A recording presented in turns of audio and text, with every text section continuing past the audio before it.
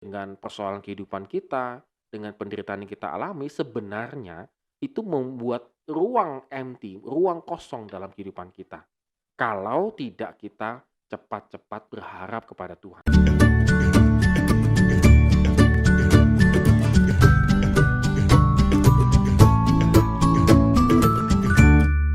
Morning good readers, hari ini kita mengucapkan syukur Tuhan memberikan kehidupan, kita tetap harus semangat bekerja, ataupun kita yang masih melakukan studi, tetap semangat juga ya. Apapun pekerjaan kita hari ini, kita lakukan dengan penuh sukacita dan kita akan memulainya dengan membaca dan merenungkan firman Tuhan di Mazmur pasal yang ke-42.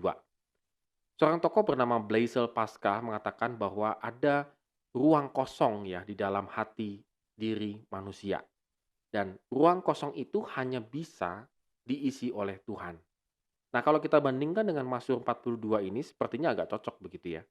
Bahwa pemazmur mengatakan dengan penuh perasaannya dikatakan seperti rusa yang merindukan sungai yang berair, demikianlah jiwaku merindukan Engkau ya Allah.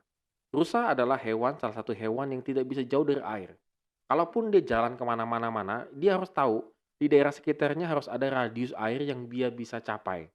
Kalau tidak, dia pasti akan mati kekeringan. Dengan kata lain bahwa rusa ini harus ya di jalur-jalur air begitu ya. Tidak boleh jauh-jauh supaya dia tetap hidup, dia tetap segar. Nah, lucunya adalah Mazmur ini ditulis dalam situasi ibadah sebenarnya. Maka kalau kita bisa melihat eh, bagaimana Mazmur ini ditulis dalam situasi ibadah. Tetapi ketika dia ibadah di bait Allah, dia tidak merasakan kehadiran Tuhan. Waduh, ini bahaya gitu ya. Dia sepertinya empty gitu ya. Kosong sekali. Seolah-olah bertanya, "Di mana Allahmu?" gitu ya, "Di mana Tuhanmu?" dan seterusnya. Nah, good readers, kita mungkin pernah mengalami situasi yang demikian ya dalam kehidupan kita, bahwa kita mengalami yang namanya empty. Kita hadir dalam ibadah, tapi pikirannya kemana-mana. Kita hadir dalam apa misalnya persekutuan dan seterusnya, tetapi jiwa dan hati kehidupan kita tidak di situ. Kita tidak bisa menyembah Tuhan dengan baik. Karena kita ada memiliki empty. Dan kekosongan itu hati dan pikiran hanya bisa diisi oleh Tuhan itu sendiri.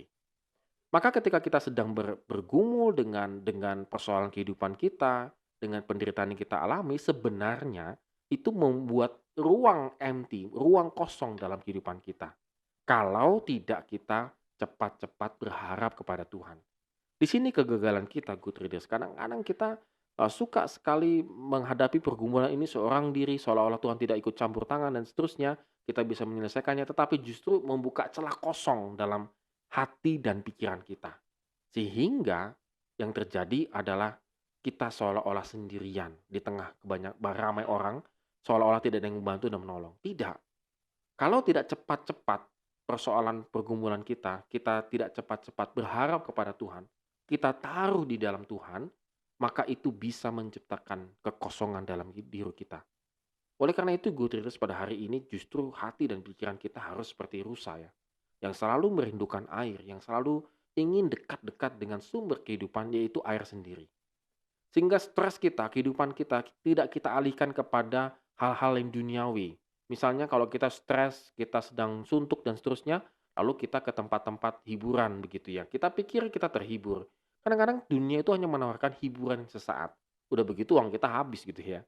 Nah, kalau kita datang kepada Tuhan dengan seperti rusa merindukan air sungai itu tidak pernah kering, ada dan ada kapan saja, di mana saja kita bisa meminumnya sepuas-sepuasnya dan tidak pernah habis-habisnya. Oleh karena itu, good readers, jangan sampai persoalan kita, pergumulan kita menciptakan celah kosong dalam hidup kita, sehingga hidup kita menjadi jauh daripada Tuhan. Oleh karena itu, pada hari ini kita harus serius merenungkan firman Tuhan. Jangan sampai jiwa kita tertekan, kehidupan kita tertekan. Karena apa? Ada celah kosong.